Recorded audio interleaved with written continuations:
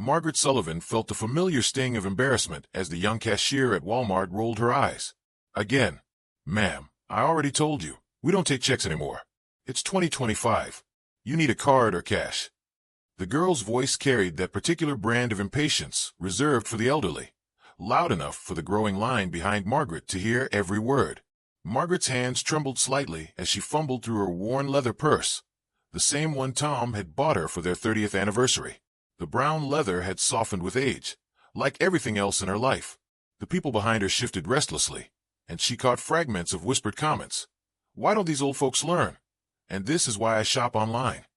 A middle-aged man in expensive workout clothes tapped his Apple Watch impatiently. Come on, lady. Some of us have places to be. I have cash somewhere, Margaret mumbled, her cheeks burning.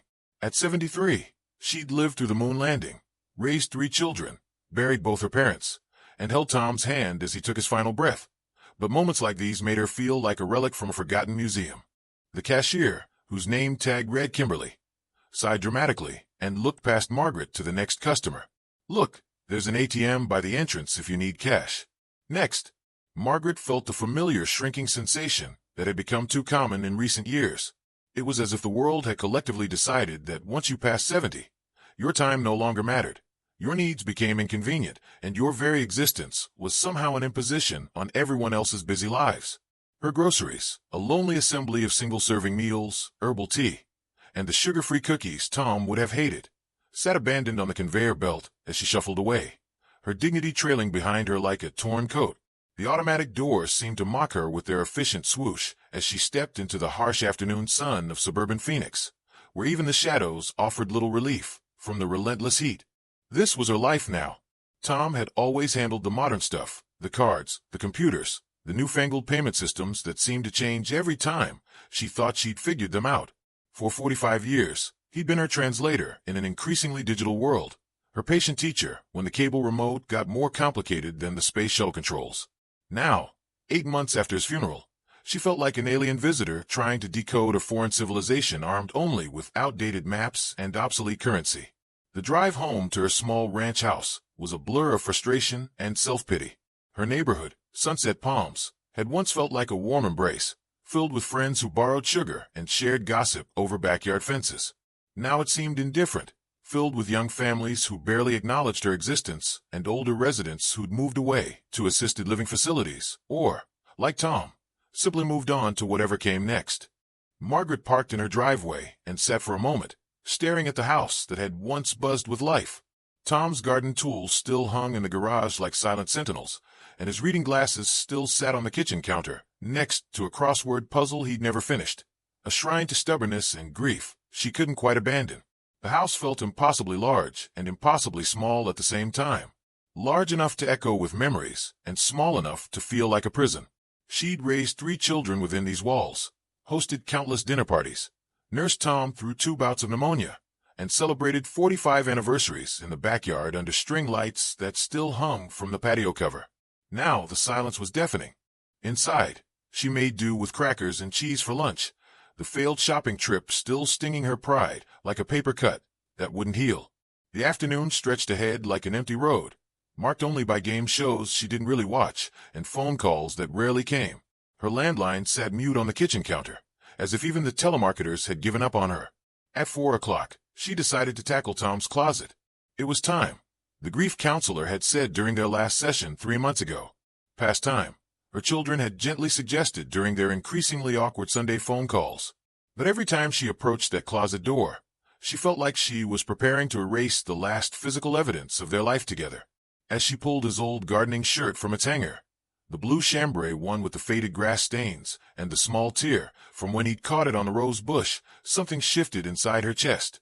Not pain exactly, more like pressure, like someone had placed a heavy book on her back, right between her shoulder blades. Margaret paused, waiting for it to pass. Tom used to joke that she was tough as a $2 steak, that she could weather any storm. This was probably just the stress of the day catching up with her, the emotional weight of finally facing his belongings. But the pressure didn't ease. If anything, it seemed to spread, creeping around her ribs like careful fingers exploring an unfamiliar territory. Her stomach felt queasy too, the way it did when she was nervous about visiting the doctor or when the children called with that particular tone that meant bad news was coming. Margaret sat heavily on the bed, Tom's shirt clutched in her lap. The pressure in her back intensified, and now her jaw ached too. Not the sharp pain of a toothache, but a dull, persistent discomfort that seemed to radiate from somewhere deep inside. Definitely the flu, she decided. Or maybe she'd pulled something moving the boxes of Christmas decorations earlier that week. She tried to stand, but the room tilted slightly, as if the house had been built on unsteady ground. Her left arm felt strange, not painful, just wrong. Like it belonged to someone else, like she was wearing a glove that didn't quite fit. This is ridiculous, she told herself, her internal voice sounding remarkably like her mother's. You're being dramatic. You're letting your imagination run away with you. But even as she thought it, a cold understanding began to seep into her consciousness, like water, through a cracked foundation. The symptoms weren't dramatic. They weren't like the movies, where men clutched their chests and fell dramatically to the ground, while violins swelled in the background. They were quiet, insidious, easily dismissed. The kind of symptoms a woman might ignore, especially an older woman who'd been taught all her life not to make a fuss, not to be a bother, not to take up more space than absolutely necessary. Margaret reached for her phone with shaking fingers, but hesitated. Who would she call? 911 seemed extreme for back pain and nausea. Her children were thousands of miles away, busy with their own lives, their own problems, their own families. Sarah had mentioned something about a big presentation at work. Michael was dealing with his teenagers' college applications, and David was 7 hours ahead in London, probably already asleep. Her neighbors barely knew her name. The couple next door had introduced themselves when they moved in 2 years ago, but their interaction had been limited to polite waves and the occasional comment about the weather. Mrs. Rodriguez across the street was friendly enough, but they'd never progressed beyond pleasantries about the mailman or complaints about the landscaping company. The pressure in her chest tightened like a slow-closing fist, and Margaret felt a familiar panic rise in her throat. This was her greatest fear realized, being utterly alone when she needed help most. Tom had always been her safety net, her first call, her steady presence in any crisis. Without him, she was an island in an ocean of indifference, surrounded by people who were too busy, too distant, or too unfamiliar to notice if she simply disappeared.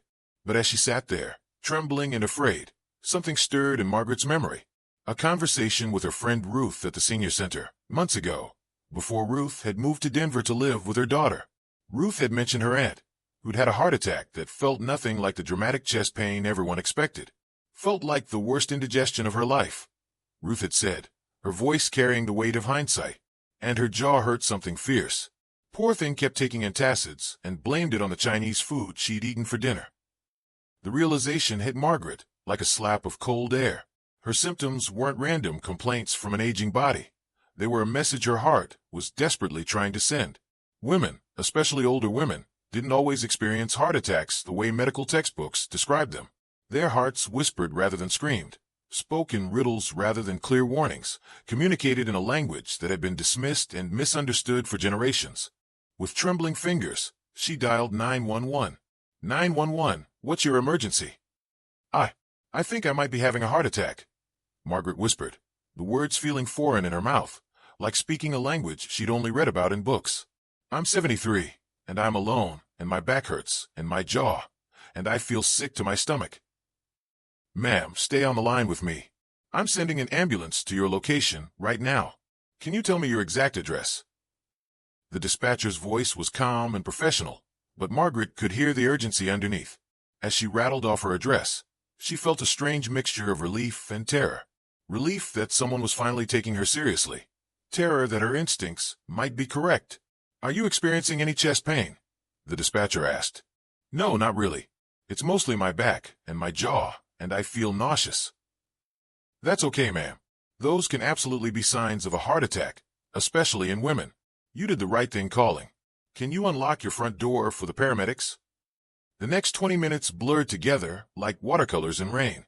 Margaret managed to unlock the door and then sat in her living room, still clutching Tom's shirt, listening to her heart beat with irregular determination. The paramedics arrived with efficient kindness, their practiced hands and calm voices a sharp contrast to the chaos in Margaret's chest. Hello, Mrs. Sullivan. I'm Mike, and this is Jenny. We're here to take care of you, the lead paramedic said, his voice carrying the kind of authority that came from years of talking people through their worst moments. "Can you tell us what you're feeling?" They didn't dismiss her symptoms or suggest she was overreacting.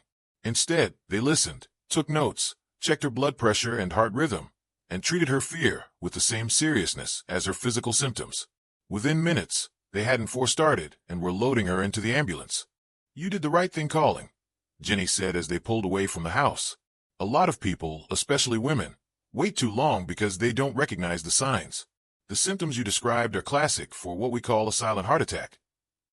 At Phoenix General Hospital, the emergency room moved around her like a well-choreographed dance. Nurses appeared with warm blankets and reassuring smiles. Technicians materialized with machines that beeped and hummed, and doctors swept in with stethoscopes and questions that seemed designed to unlock the secrets her body was keeping. Blood tests, EKGs, monitors that tracked the rhythm of her rebellious heart. Margaret found herself at the center of a medical mystery that everyone seemed determined to solve. The attention was overwhelming after months of feeling invisible, but it was also oddly comforting to be the focus of so much professional concern. Dr. Patricia Chun, a cardiologist who looked younger than Margaret's daughter, but spoke with the confidence of someone who'd seen it all, confirmed what the tests revealed. Margaret had indeed suffered what medical professionals called a silent heart attack. Not the dramatic, chest-clutching variety of medical dramas, but the more common, quietly dangerous type that claimed too many women who dismissed their symptoms as stress, age, or imagination.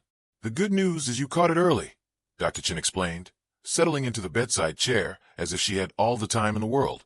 "The damage to your heart muscle is minimal, and with the right treatment and lifestyle changes, you can live a full, active life. But I need you to understand something important. This could have been much worse if you'd waited."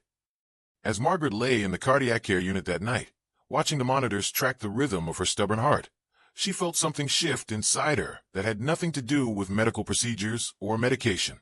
The young cashier's dismissive attitude, the neighbors who barely saw her, the children who loved her but lived their lives at a distance. None of it mattered now. She had saved her own life by listening to her body and trusting her instincts. She had advocated for herself in a moment of crisis, overcome a lifetime of conditioning that taught women to minimize their pain and avoid making trouble. In her darkest hour, alone and afraid, she had found strength she didn't know she possessed. But her moment of triumph was interrupted the next morning by a phone call that reminded her that family relationships, like heart attacks, could be more complicated than they appeared on the surface. "Mom, what the hell were you thinking?" Sarah's voice crackled through the hospital phone, sharp with fear and frustration. "I had to find out from the hospital that you had a heart attack. Why didn't you call me first?" Margaret closed her eyes, feeling the familiar weight of family expectations settling on her shoulders like a heavy coat. "Honey, everything happened so fast. I didn't want to worry you." "Worry me? Mom, I'm worried sick now. Michael's booking a flight from Seattle. David's trying to get time off work in London. And I'm sitting here in Boston feeling like the worst daughter in the world because I didn't even know you were sick." The guilt hit Margaret like a physical blow. She'd spent so much energy feeling abandoned by her children that she hadn't considered how her self-reliance might feel like rejection to them. "Sarah, sweetie, I'm okay. The doctors say." "That's not the point." Sarah's voice cracked, and Margaret could hear tears underneath the anger. "The point is that you've been alone in that house for 8 months, and we've all been pretending that's okay. That it's normal for a 73-year-old woman to live by herself with no support system." "I have support," Margaret protested weakly. "What support? Mrs. Henderson next door? The lady at the senior center who moved away? Mom, when was the last time someone checked on you? Really checked on you?" Margaret didn't have an answer, and the silence stretched between them like a chasm. "We should have insisted you move closer to one of us after Dad died," Sarah continued, her voice thick with guilt and regret. "But you were so determined to stay independent, so insistent that you were fine, that we convinced ourselves you actually were fine." "I am fine," Margaret said, but even as the words left her mouth, she knew how hollow they sounded. If she was fine, why was she lying in a cardiac care unit with monitors, tracking her every heartbeat? "No, Mom, you're not fine. Fine people don't have heart attacks alone in their bedroom, holding Dad's old shirt. Fine people have someone to call, someone who notices when they don't answer the phone, someone who makes sure they're eating properly and taking their medications and not just existing in a house full of memories." The conversation continued for another painful 20 minutes, with Sarah cycling through anger, guilt, and desperate love in equal measures. She wanted Margaret to move to Boston immediately, to sell the house, to admit that the independent life she'd been clinging to was actually a dangerous illusion. "I've already talked to Michael and David," Sarah said finally. "We're going to make this work, Mom. One of us is going to move closer to you, or you're going to move closer to one of us. This can't happen again." After Sarah hung up, Margaret lay in the hospital bed feeling more alone than she had in months. Her children's love was suffocating in its intensity, their guilt overwhelming in its scope. They wanted to fix her, protect her, wrap her in bubble wrap, and monitor her every breath.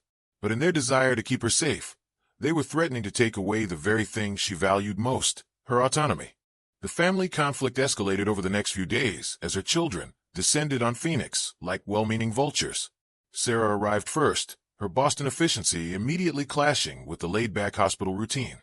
She peppered the doctors with questions, demanded second opinions, and created detailed spreadsheets of Margaret's medications and discharge instructions. Michael flew in from Seattle with his usual quiet intensity, spending hours researching cardiac rehabilitation programs and heart-healthy meal plans. He was determined to solve Margaret's health problems through careful planning and meticulous attention to detail, the same approach that had made him successful in his software engineering career. David, the youngest at 41, arrived from London jet-lagged and emotional, carrying flowers and a guilty conscience. As the baby of the family, he'd always felt less responsible for their parents' welfare, but Margaret's heart attack had shattered his comfortable distance. The three siblings held hushed conferences in the hospital hallway, their voices carrying just enough for Margaret to catch fragments of their discussions. "Can't live alone anymore. Assisted living facilities. Selling the house. One of us has to." Finally, on Margaret's third day in the hospital, they confronted her together, presenting a united front that reminded her uncomfortably of childhood interventions when they discovered her hiding report cards or sneaking cookies before dinner. "Mom, we need to talk," Sarah said, settling into the visitor's chair while Michael and David flanked the bed like concerned bodyguards. "We've been discussing your situation," Michael added, his engineer's mind clearly having categorized her life as a problem to be solved. "And we've come up with some options," David finished, his British accent making everything sound more reasonable than it actually was. Margaret looked at her three children, all successful, all well-meaning, all completely convinced they knew what was best for her, and felt a familiar surge of the stubbornness that had carried her through 73 years of life. "Let me guess," she said, her voice carrying more edge than she'd intended. "You want me to move into one of those places with the cheerful names and the locked doors, where they serve dinner at 4:30 and organize sing-alongs like I'm in kindergarten." "That's not fair, Mom," Sarah protested. "We're talking about your safety, your health, your quality of life." "My quality of life includes making my own decisions about where I live and how I spend my time," Margaret shot back. "I'm not incompetent just because I'm old." "No one said you were incompetent," Michael said carefully. "But you had a heart attack alone in your house. What if you hadn't been able to call for help? What if? What if, what if, what if?" Margaret's voice rose, causing her heart monitor to beat faster. "I could get hit by a bus tomorrow, Michael. I could choke on a piece of toast. I could slip in the shower. Life is full of what-ifs, and I refuse to make all my decisions based on worst-case scenarios." "But some precautions are reasonable," David said gently. "Moving closer to family, having someone check on you regularly, maybe considering a medical alert system." "I'm not wearing one of those necklaces that makes me look like I'm one step away from the grave," Margaret interrupted. The argument continued for over an hour, with positions hardening on both sides. Her children saw a vulnerable elderly woman who needed protection and care. Margaret saw three middle-aged adults who were trying to manage their own guilt and fear by controlling her life. "I raised you three to be independent, to make your own choices, to stand on your own feet," Margaret said finally, her voice shaking with emotion. "How can you ask me to give up everything I taught you to value?" "Because we love you," Sarah said simply, tears streaming down her face. "Because we can't bear the thought of losing you the way we lost Dad. Because the idea of you dying alone in that house keeps me awake at night." The raw honesty in her daughter's voice broke something loose in Margaret's chest. For months, she'd been so focused on her own grief and isolation that she'd forgotten her children were grieving too. They'd lost their father, and now they were terrified of losing their mother, especially in a way that would leave them drowning in guilt and regret. "Oh, honey," Margaret whispered, reaching for Sarah's hand. "I'm not going anywhere. This old heart has a lot of fight left in it." "But you can't promise that," Michael said quietly. None of us can. Dad couldn't promise it either, and look what happened. The mention of Tom hung in the air like a ghost, and Margaret felt the familiar ache of his absence. Her children's fear wasn't just about her. It was about the sudden, unexpected way Tom had died, the massive heart attack that had taken him in his sleep without warning, without goodbyes, without time to prepare. You're right, Margaret said finally. I can't promise I won't die, but I can promise that I won't stop living just because dying is a possibility. The conversation eventually wound down without resolution, leaving everyone emotionally exhausted and no closer to agreement. Her children retreated to their hotel rooms to regroup, and Margaret was left alone with her thoughts and the steady beeping of her heart monitor. That evening, as she lay in the darkened hospital room, watching the lights of Phoenix twinkle beyond her window, Margaret reflected on the strange turns her life had taken. 8 months ago, she'd been half of a couple, secure in her role as Tom's wife and her children's mother. Now she was being forced to define herself as an individual, to fight for her right, to make decisions about her own life. The next morning brought a parade of visitors that surprised her. Ruth, her friend from the senior center, had somehow heard about Margaret's hospitalization through the mysterious communication network that connected elderly women across the country. She arrived with a crossword puzzle book and updates from their bridge group, treating Margaret's heart attack as just another chapter in a life well lived rather than a catastrophic event that changed everything. Mrs. Henderson from next door appeared with homemade soup and an apology for not being a better neighbor. I should have checked on you more, she said, her weathered hands twisting the handles of the soup container. After my Harold passed, I know how hard it gets. Even the young nurse from the cardiac unit, a woman named Jessica, who couldn't have been older than 25, stopped by during her break to check on her favorite patient. You remind me of my grandmother, Jessica said, adjusting Margaret's pillows with practiced efficiency. She lived alone until she was 89, drove her own car, maintained her own garden. My mom was always trying to get her to move to assisted living, but Grandma refused. She said she'd rather die in her own kitchen than live in someone else's parlor. What happened to her? Margaret asked. Jessica smiled. She got her wish. Died at 92, sitting at her kitchen table with a cup of coffee and the morning crossword. Mom found her the next day when she didn't answer the phone. She looked peaceful, like she was just taking a little nap. But the most meaningful visit came from an unexpected source. Dr. Chun returned with a woman about Margaret's age, introducing her as Mrs. Gloria Martinez. Gloria had a heart attack similar to yours about 2 years ago, Dr. Chun explained. She volunteers now, talking to women about recognizing the symptoms and advocating for themselves. I thought you two might have a lot to discuss. Gloria's story was achingly familiar. The back pain dismissed as arthritis, the jaw discomfort blamed on dental issues, the profound loneliness of facing a medical crisis without immediate support. But Gloria's story had a different middle chapter. After her recovery, she had become an advocate, speaking at senior centers and community groups about women's heart health. The thing is, Gloria said, settling into the bedside chair like she had all the time in the world, we've spent our whole lives taking care of everyone else. Husbands, children, parents, friends. We've been taught that our own discomfort doesn't matter as much as everyone else's comfort. But our hearts don't care about social conditioning. They'll keep sending signals, whether we listen or not. Margaret found herself nodding. I almost didn't call 911. I kept thinking I was being dramatic, that I was overreacting. That's exactly what they're counting on, Gloria said with a knowing smile. The heart attacks that kill women aren't the obvious ones. They're the ones we talk ourselves out of taking seriously. The ones we dismiss as stress or age or indigestion until it's too late.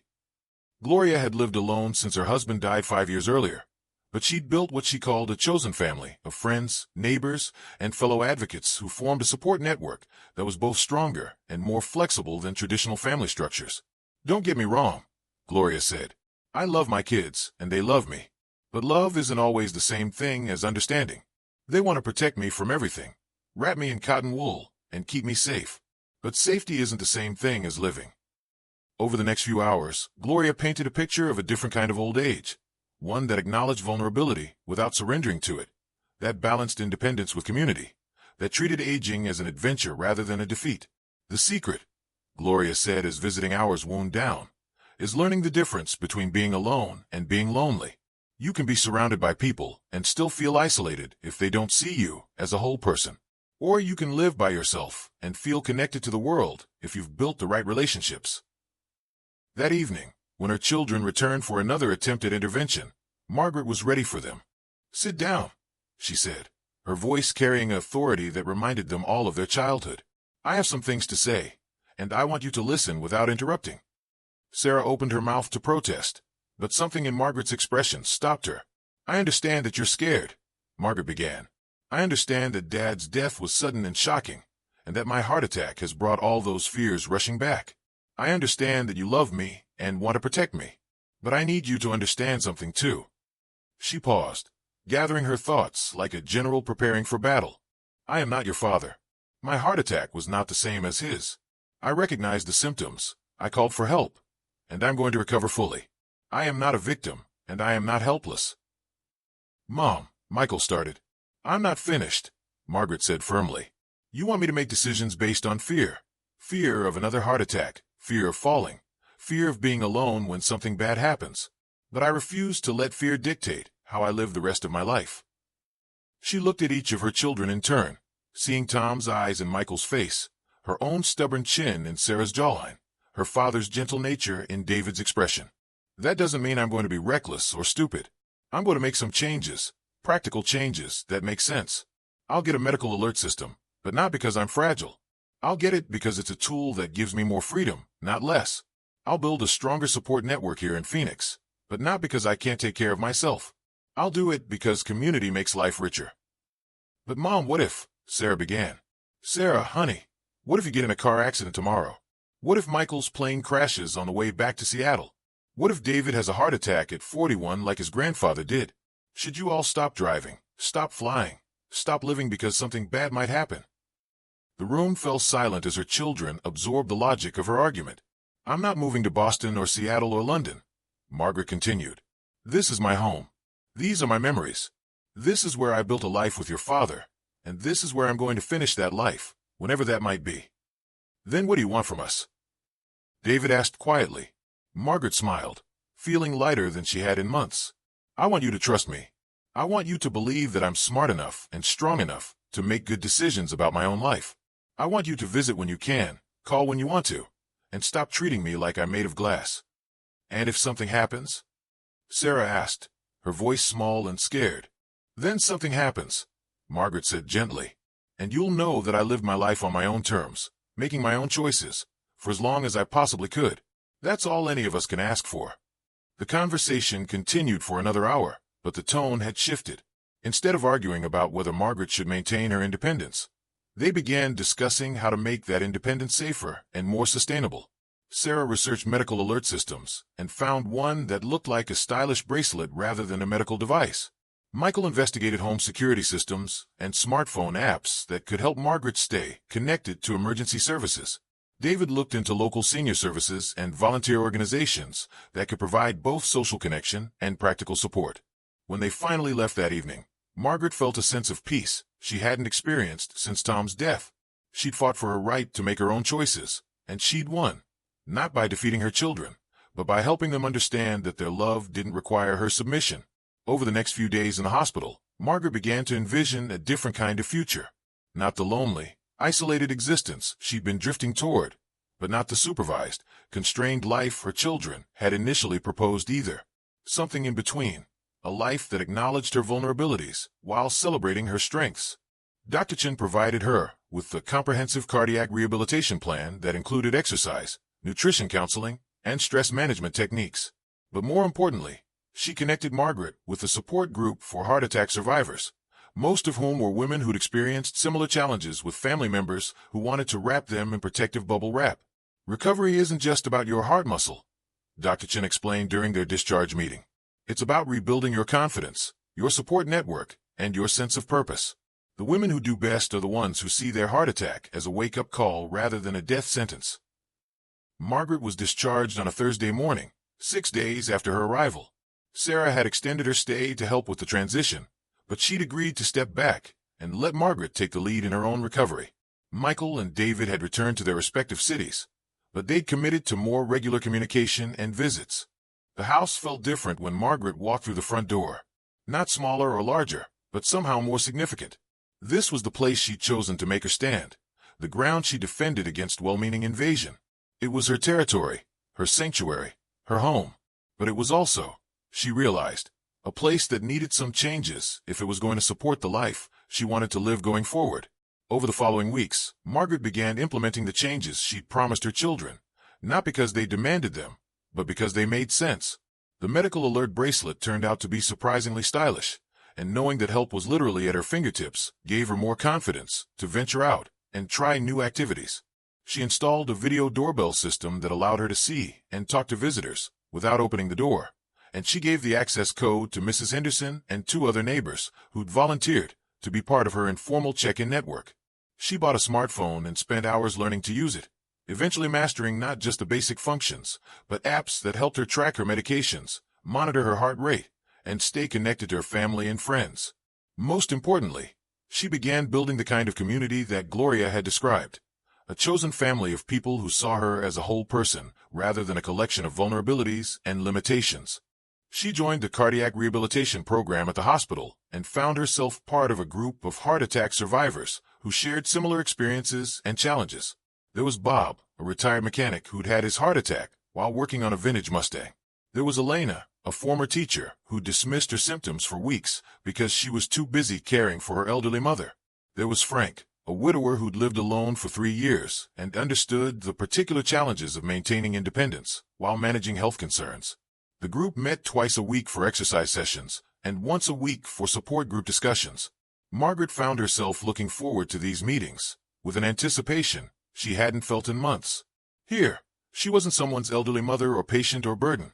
She was Margaret, a woman with her own story, her own wisdom, her own contributions to make.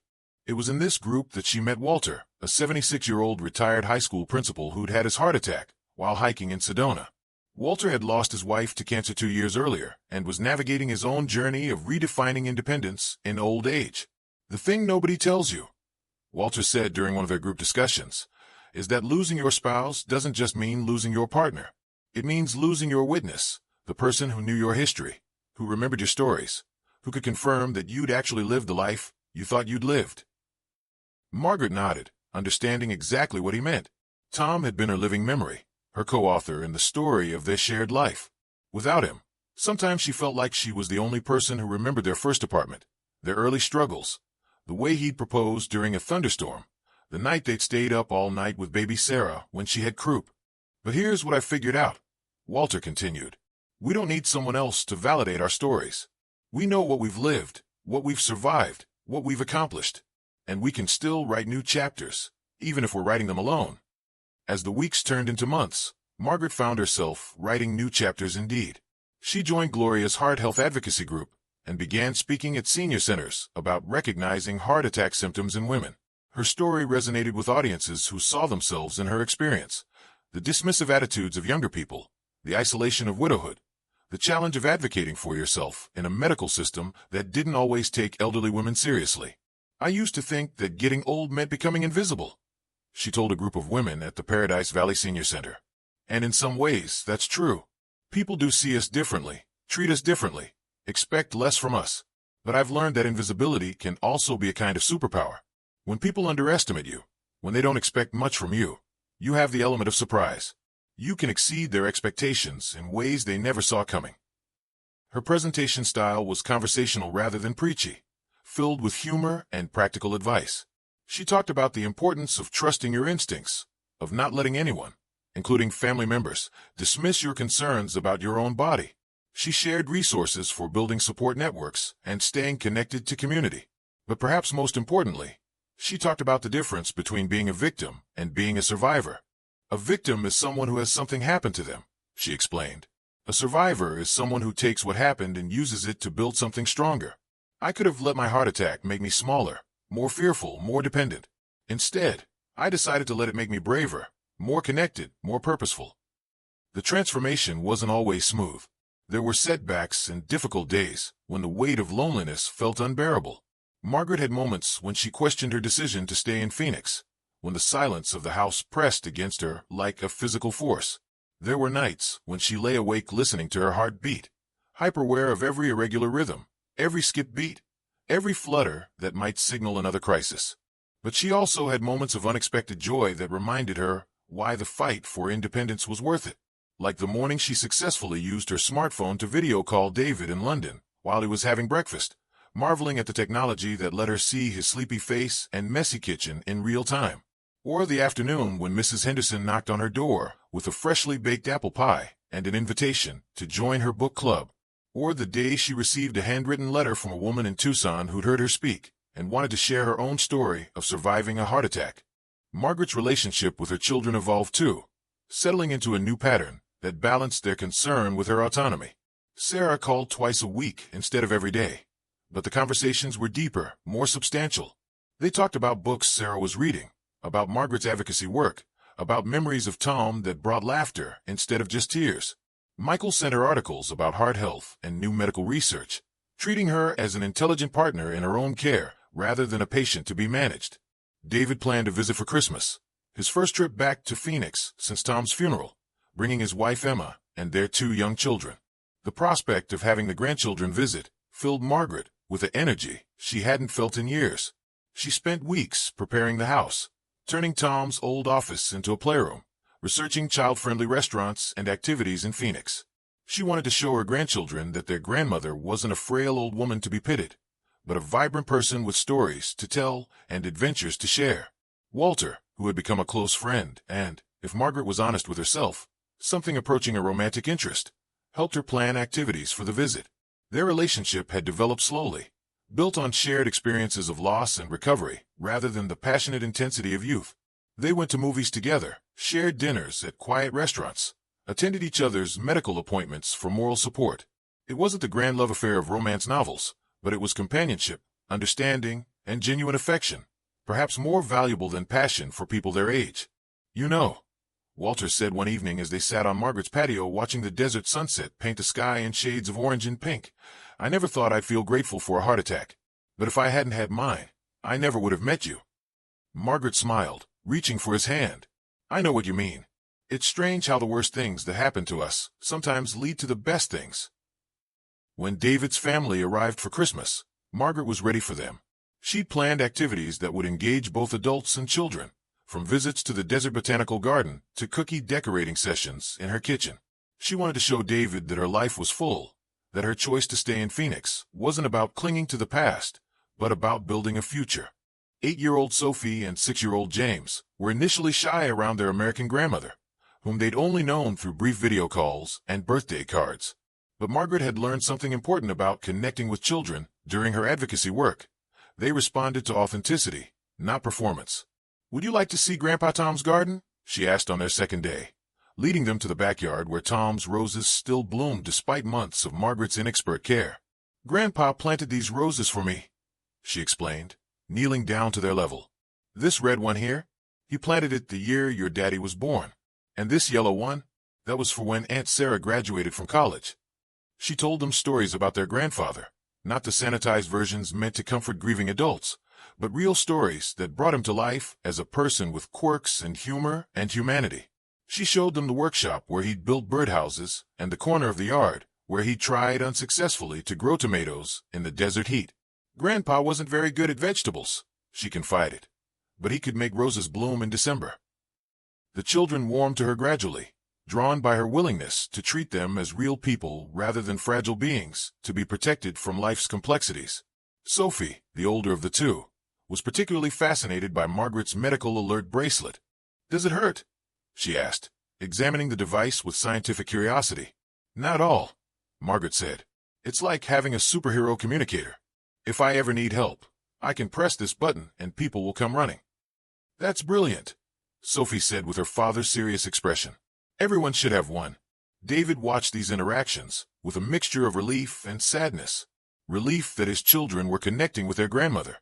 Sadness that they'd missed so many years of knowing their grandfather. On Christmas Eve, as they sat around Margaret's tree, a modest affair compared to the elaborate celebrations of years past, he pulled his mother aside. "I owe you an apology," he said quietly. "After your heart attack, I was so scared of losing you that I forgot you were still living. I wanted to wrap you up and keep you safe, but that's not what you needed." Margaret squeezed his hand. "You were grieving too, honey. We all were. We all still are in our own ways." But you were right to fight for your independence. Look at this life you've built, the advocacy work, your friends, Walter. If we'd succeeded in moving you to Boston or Seattle, you would have missed all of this. I would have found something else, Margaret said with confidence. That's what survivors do. We adapt, we rebuild, we find new ways to thrive. The visit was a success in ways that surprised everyone. The children left with stories to tell their friends about their grandmother, who lived in the desert and had survived a heart attack, and helped other people learn to take care of themselves. David left with a new understanding of his mother as a complete person, rather than a collection of worries. Emma, David's wife, left with a commitment to stay in better touch, to help the children maintain a real relationship with their American grandmother.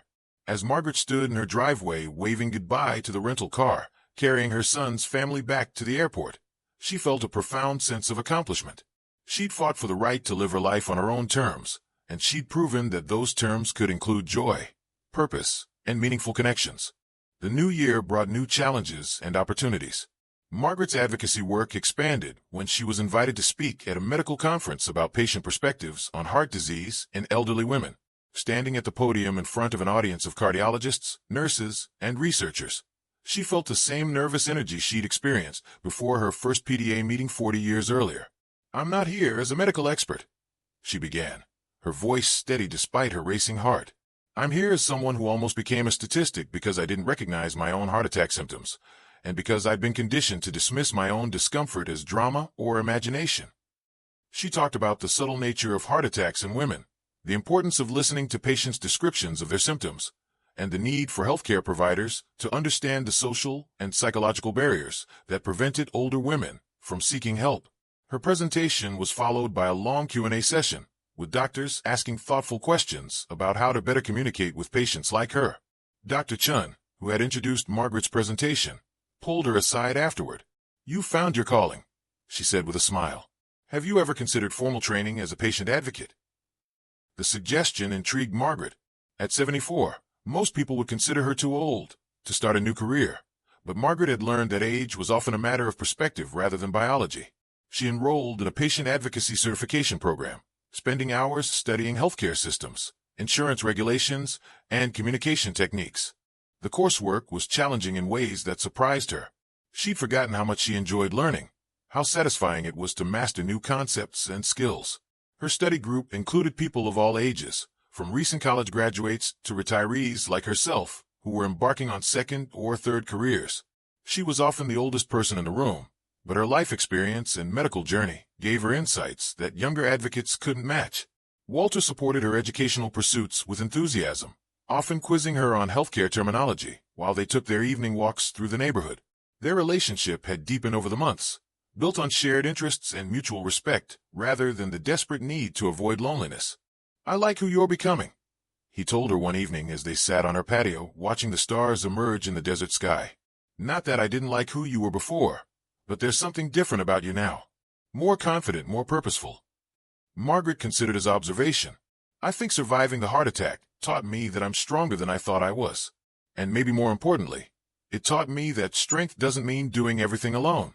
It means knowing when to ask for help and how to build the support you need." Her support network had indeed grown beyond what she'd imagined possible a year earlier. In addition to Walter and her neighbors, she'd developed friendships with women from her advocacy group, fellow students from her certification program, and colleagues from the hospital where she'd begun volunteering.